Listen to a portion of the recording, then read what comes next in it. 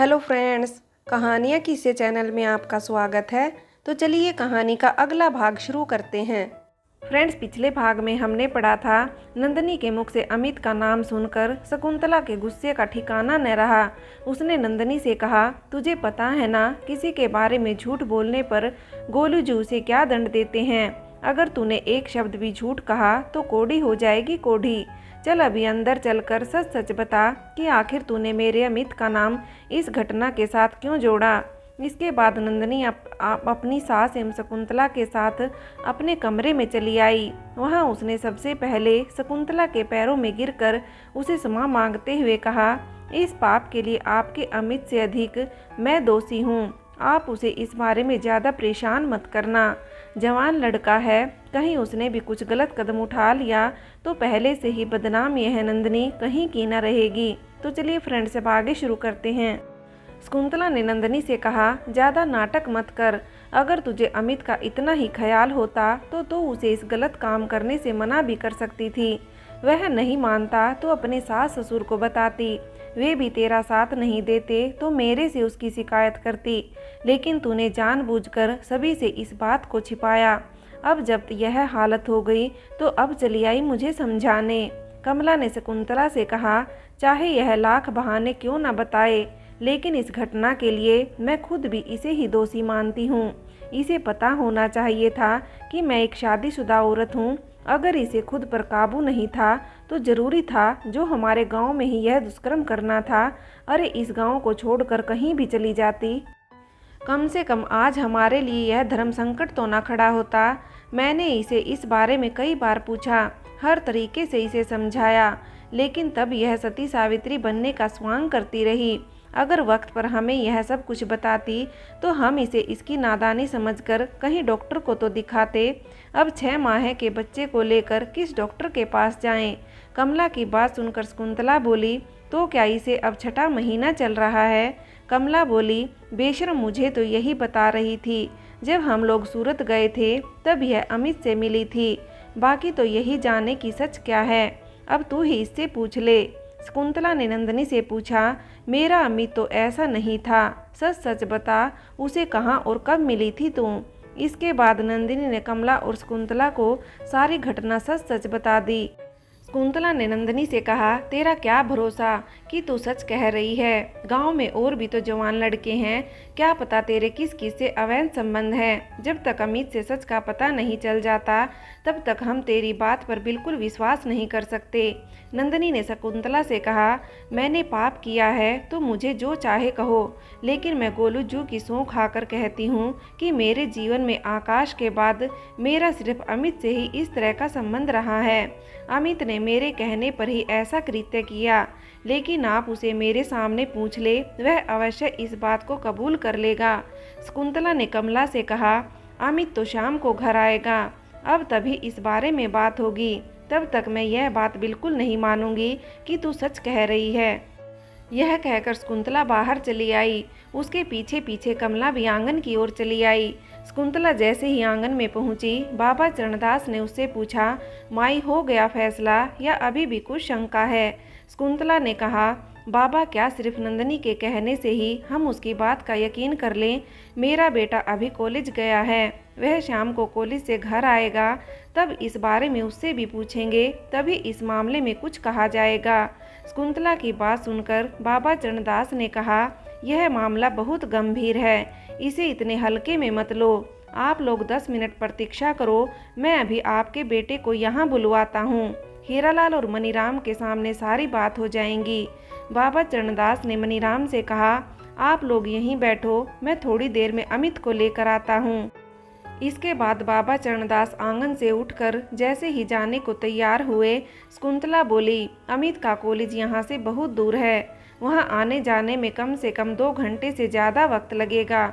यह सुनकर कमला बोली, बाबा जी पर यकीन करो, देखो थोड़ी देर बाद अमित यहाँ पहुँच जाएगा।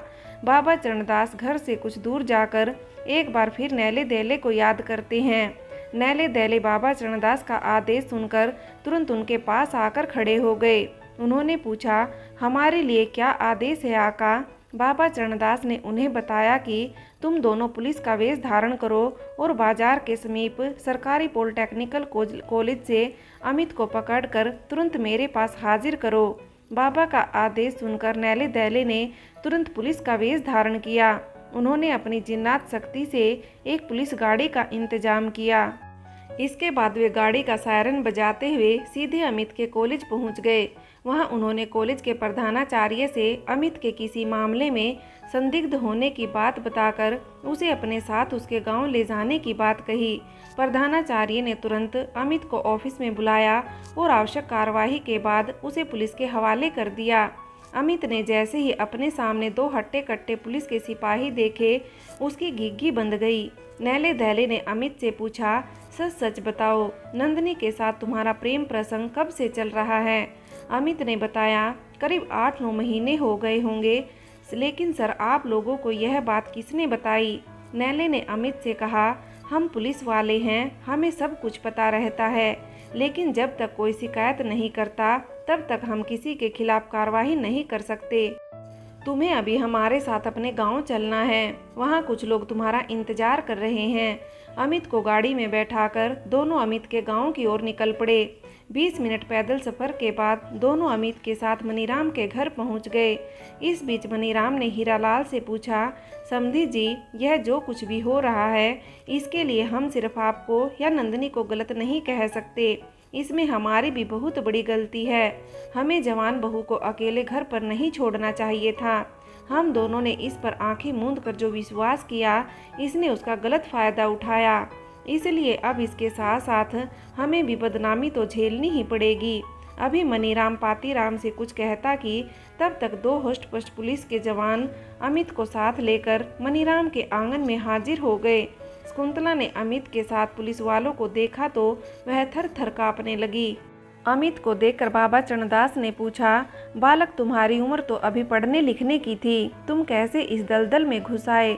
सामने खड़ी इस महिला को देखकर सच सच बताओ कि तुम्हारा इससे क्या संबंध है? इतने लोगों के सामने नंदिनी को इस हालत में खड़ा देखकर अमित के मुख से शर्म के मारे एक शब्द भी नहीं निकला। अमित के पिता पातीराम ने अमित को बड़ी फटकार लगाते हुए कहा, हरामजादे, हम लोग तुझे यही सीखने के लिए कॉलेज भेजते हैं। सच सच बता कि यह औरत तेरे पर जो इल्ज़ाम लगा रही है वह सच है कि नहीं, वरना मैं खुद तुझे अभी पुलिस के हवाले कर दूंगा। ऐसी नालायक औलाद को घर में रखने से अच्छा है कि वह जेल में सड़े। अब जेल की चक्की पीसेगा तो सारा नशा उतर जाएगा। अमित पिता की बातों को सर झुकाकर सुन रहा था। आज उसे नंदिनी पर बहुत गुस्सा आ रहा था। मायके से लौटने के बाद भी नंदिनी से उसने कई बार उसके पेट का राज पूछा था, लेकिन नंदिनी हर बार उसे यही कहती कि तू निश्चिंत रह, मुझे गैस्ट्रिक की दिक्कत है। लेकिन आज नंदिनी ने यह चौपाल बिठाकर उसके खिलाफ न जाने क्या क्या इल्ज़ाम लगा दिए होंगे। यह सोच सोच कर अमित सर से लेकर पैरों तक पसीने से तरबतर हो गया। उसे इस हाल में देखकर उसकी माँ ने अमित से पूछा, बेटा, मैं तुझे इतने दिनों से समझा रही थी कि इस चुड़ैल के चक्कर में मत पड़, लेकिन तूने मेरी बात नहीं मानी। अपनी माँ से विश्वासघात करके तूने अच्छा नहीं किया। तू अगर ढंग से पढ़ लिख लेता तो क्या तेरे लिए लड़कियों की कमी थी, लेकिन तुझे इस चुड़ैल ने परी बनकर ऐसा सम्मोहित किया कि तू खुद इसके चक्कर में पड़कर हकीकत का शैतान ही बन गया। अब पता चलेगा कि मैं तेरे ऊपर इतनी नज़र क्यों रखती थी। फिर भी तूने अपनी मनमानी कर ही दी। मुझे तो कलीराम जगरी ने उसी दिन बता दिया था कि अपने लड़के को इस चुड़ैल से दूर रखो। मैंने अपनी ओर से बहुत कोशिश की, लेकिन तुझे अपनी माँ से अधिक इस चुड़ैल की बातों पर विश्वास था, तो भुगत अब अपनी करनी का फल। यह कहकर शकुंतला फूट फूट कर रोने लगी। कमला ने नंदिनी से पूछा, अब तो अमित भी यहीं खड़ा है, अब जल्दी से यह बता कि तेरी आगे क्या मंशा है। हाँ, इतना जान ले कि आज से तेरे लिए इस घर के दरवाजे हमेशा के लिए बंद हो चुके हैं। आप लोग पहले इनकी राय पूछ लो। मैं तो इस समय सिर्फ आप लोगों से हाथ जोड़कर इतना कहना चाहती हूँ कि मैं इनके बच्चे की माँ बनने वाली हूँ। भले ही इसमें मेरी गलती है, लेकिन मेरे पेट में पल रहे बच्चे के लिए हम दोनों ही जिम्मेदार हैं। नंदनी की यह बात सुनकर पुलिस के वेश में खड़े नैले दैले ने अमित से पूछा, जल्दी से अपनी जुबान खोल ले, वरना फिर हमें दूसरा तरीका भी आता है। यह औरत जो कुछ कह रही है, क्या यह सच है? अमित ने कहा, जी यह सही कह रही है, लेकिन इसने खुद मुझे यह काम करने को कहा था। मैंने इसे बहुत समझाया, लेकिन इसने मुझसे झूठ बोलकर मुझे यह कुकृत्य करने को मजबूर किया। अमित की बात सुनकर शकुंतला और पातीराम का सिर शर्म से झुक गया। अभी तक वे नंदनी को ही दोषी मान रहे थे, लेकिन अमित ने जब सच स्वीकार कर लिया था तो अब इस कुकृत्य के लिए सिर्फ नंदनी को ही दोषी ठहराना उचित न था। यह ऐसा कृत्य था जिसको अंजाम देने के लिए की गई गलती को कम ज़्यादा तो मान सकते थे, लेकिन किसी को दोष मुक्त करना ठीक न था।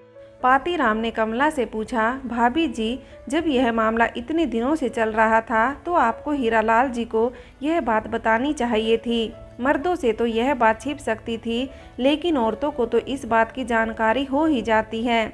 इतने दिनों से आपसे इसने झूठ बोलकर कैसे यह बात छिपा ली? इसका मतलब आपने भी इस बात को आज तक सबसे छिपाने में इसकी मदद की है। कमला ने पातीराम से कहा, गोलू जू की कसम, मुझे भी अभी तक कहाँ पता चला था कि इसके अमित के साथ ऐसे संबंध हैं।